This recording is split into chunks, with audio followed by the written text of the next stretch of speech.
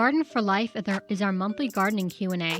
Jeffrey Riley sat down with Jackson County Master Gardener Lynn Kunstman to discuss preparing your garden for winter. Lynn Kunstman, always good to have you back on the Exchange. Nice to be here. So let's see. Why don't we actually start with one of the letters? We have a letter in the pile that came from the last time we talked, which was actually in late August. And it's Jake just talking about good flowers to get in your garden. And it brings up Nicotiana attenuata, or coyote tobacco, a beautiful night blooming annual. Trying to get some in the flower beds here at SOREC, he says. Oh, yeah. Well, there's a lot of it in the flower beds at SOREC. Right outside Greenhouse 1, there's a ton of it that's gone to seed because I threw seed out there doing some guerrilla seeding. And so there's a lot of that coyote tobacco there on the SOREC campus that people can gather seed from. It's over by the rain catchment system. And it's all, the little stalks are covered with little balls that are full of tiny, tiny, tiny seed. So, yeah, that's a good one for nighttime pollinators. Okay, that was the point, I think, where we talked about it in the first place. We were looking for things that would attract pollinators and bring them to your garden, even if your interest is in having them pollinate other kinds of plants. The stuff that brings them in is important. That's exactly right, yeah. So I want to hear more about guerrilla seeding. Is this something you do in other respects? Well, I'm not. I shouldn't talk about that. But when I have a lot of extra wildflower seeds, we have a bed that we had to take out by one of our greenhouses because the plants that were growing in that bed were growing under the floor of the greenhouse and into the greenhouse itself. And so I have been putting native wildflower seeds out there just to have some place to put them. And they're not getting any care. They're just whatever comes up and grows is growing there. So I've got some bunch grasses and some Oregon sunshine and a lot of that coyote tobacco, which did just great in the heat and the dry. It just didn't need a lot of care at all, and it kind of went crazy in there, along with the evening primroses. So, yeah, that's what I call guerrilla seeding. If I have extra seed in my pocket, or I'm wandering around campus, or out in the neighborhood, and I throw seed into open places, so it can grow, and the bees and the butterflies will have something to munch on. Well, you were talking about how well it grew, and I find in comparing notes with other gardeners around the neighborhood that just certain things seem to happen to everybody same time. For example, it seems like everybody I know who grew cucumbers this year had quite the abundance of them. Right. Yeah. I had cucumber failure, but everyone else I know had a ton, and so we badly overwatered our garden this summer, and so it took a toll on the plants. Yeah, people got good crops of cucumbers. I saw good crops of tomatoes because we donate, master gardeners, each week all through the summer, we donate food, people's excess produce to Access.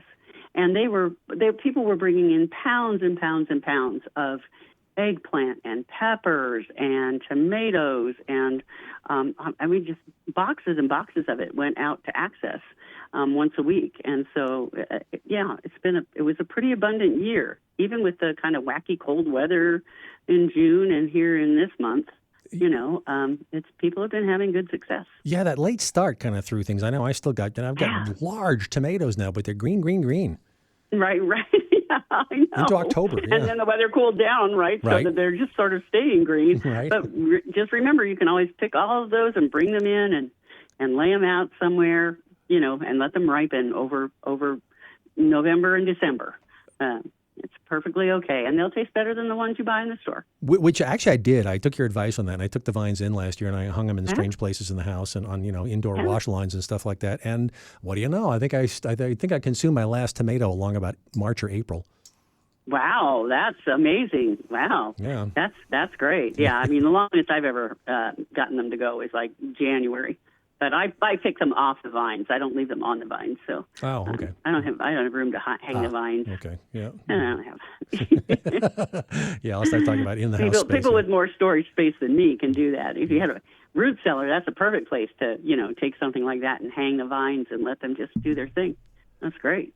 Garden for Life here on the Jefferson Exchange with Master Gardener Lynn Kunstman, who is also statewide Master Gardener of the Year. We don't have ourselves live right now, but we can certainly take your emails for future discussions at jx@jeffnet.org. Let's see, back to some of the other warm season adventures. Cucumbers turning yellow this year. That was something I had happen for the first time and had to go look up what was going on there. What's Oh, well, yeah, if they get kind of overripe, that's what they do, because they'll actually harden up and as they're maturing their seeds, the seeds get real hard in them. It's kind of like a gourd or a squash. Mm-hmm. So when we're picking cucumbers, we're picking them immature to eat in salads and fresh and to make gazpacho, But if you let them go, they're going to turn yellow and kind of start getting tough and woody and all those things that you expect of another curcubit. Yeah, it was. I noticed that. Just even trying to bite through the outer skin on the ones that have gone yellow was a bit of an adventure for the teeth. Right. Yeah. Why it's always best to peel first. They get quite tough. Mm-hmm. Yeah. And I was also reading that sometimes the yellowing can be caused by not having water. We did have a brief period when we spent a couple days without water in the garden by accident. That's right. Yeah.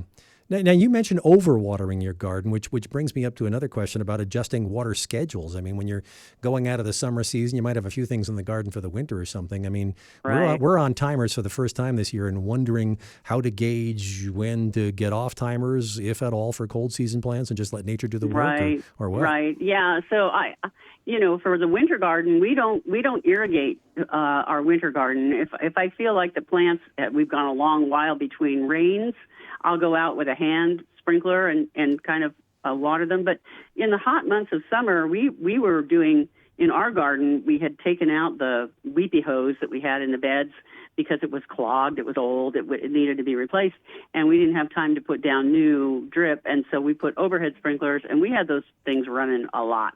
And it turned out it was way too much.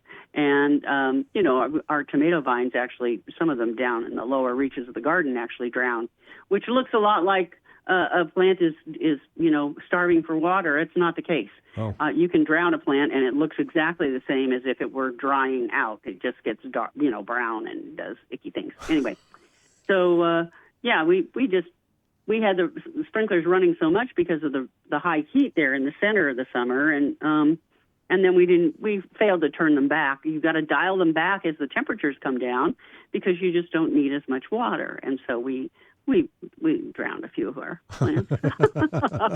Even master gardeners can make mistakes. That's actually heartening to know. It lets us know that you're human. I mess up all the time. Yeah. All right. So perfection's elusive even for the best of us.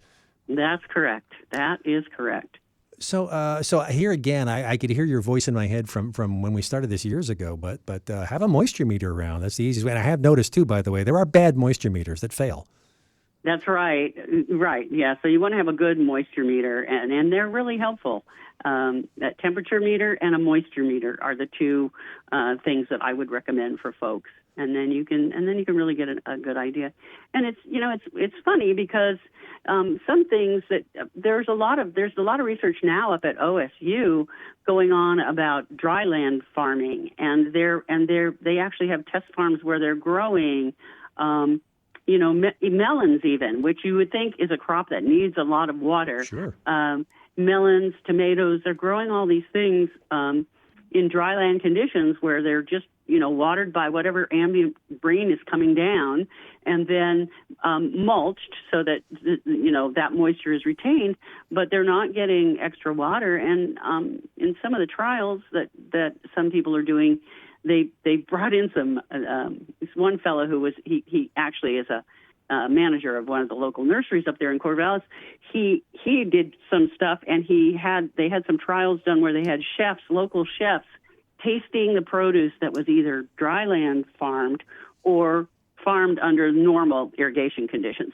And almost all the time, the chefs preferred the things that were dryland farmed because the sugars are all so concentrated, right? The plant is just pumping every bit of moisture it has into its fruit, and all of the sugars then the fruit might be a little smaller, but it's so much more flavorful. So interesting to think about, trying some of that down here. Well, this is something bees learned long ago, right? I mean, they like the late season nectar because it's sweeter, it's more concentrated. Right. Yeah. Mm-hmm. So, yeah. Lynn Kunstman is back with us for Garden for Life here on the Jefferson Exchange. We can take your emails for future sessions at jx@jeffnet.org. I want to make sure we get the Fall Harvest Festival and Native Plant Sale plugged before we let you get away here in a couple of minutes. So tell us about it.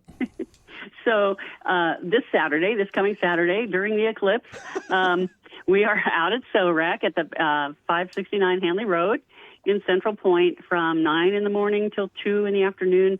We're going to be selling native plants. There are going to be holiday things for sale in our big greenhouse. There'll be Christmas cactus starts for sale and garden art. Sanctuary One is bringing goats for kids to look at and pet.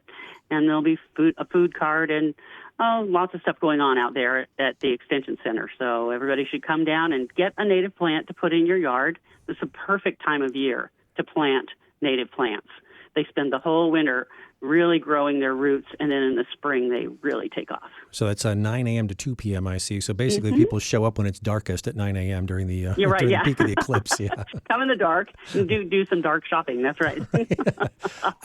Wanted to ask you about, one of the things that can be planted in October, and I remember to do it last year and got a good crop this year, is garlic.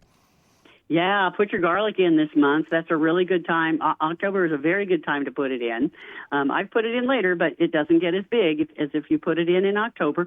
Remember, it's a bulb, so the same time you're planting your daffodils, you should be planting your garlic, right? It's a fall planted bulb, except that you get to eat it. So it's got a double bonus there. And when I have the stuff that I grew this year, which wasn't huge, and I'm just trying to think about clove sources for replanting. Was that, I don't know? Should I go to the farmers market and get a nice big one? So the farmers market, there are probably some growers that have different varieties of garlic. If you want to try different varieties, certainly seed catalogs all sell lots of different stuff that's grown and it's nice and large. I just take my garlic apart and plant it. I have tons of it hanging in my on my back porch, and I just pull those down and break up the heads, and you plant each individual clove. That becomes a new head of garlic. So you have to break that apart and plant the individual cloves. And I've never had any problem. I don't care if they're huge or whatever. They're really pungent. They're really tasty, and I kind of have the ones that do well in my Medford garden. So. Yeah, it's fun having your own garlic around the house. Yeah. Yeah, big time. Yeah. So, another thing I was wondering about is we've talked in the past about getting to the cooler season now and doing a chop and drop. And I took all the last of the cucumbers out a while ago and wasn't quite sure how to chop and drop. Should I just cut to the surface level of the vines that are still there? Yeah, you just cut them, and you can either lay them on the garden bed, or you can chop them a little bit with a pair of shears so that they break up a little faster on the garden bed. And then a lot of people just sow their cover crop seeds. If they're going to put a cover crop in, they sprinkle those in amongst the vines that you've chopped down, so they provide a little cover from the birds getting at your seed. Or you can just cover them with a mulch of straw or, hay, alfalfa, whatever mulch you want to use, compost from your yard, and that will all break down over the winter.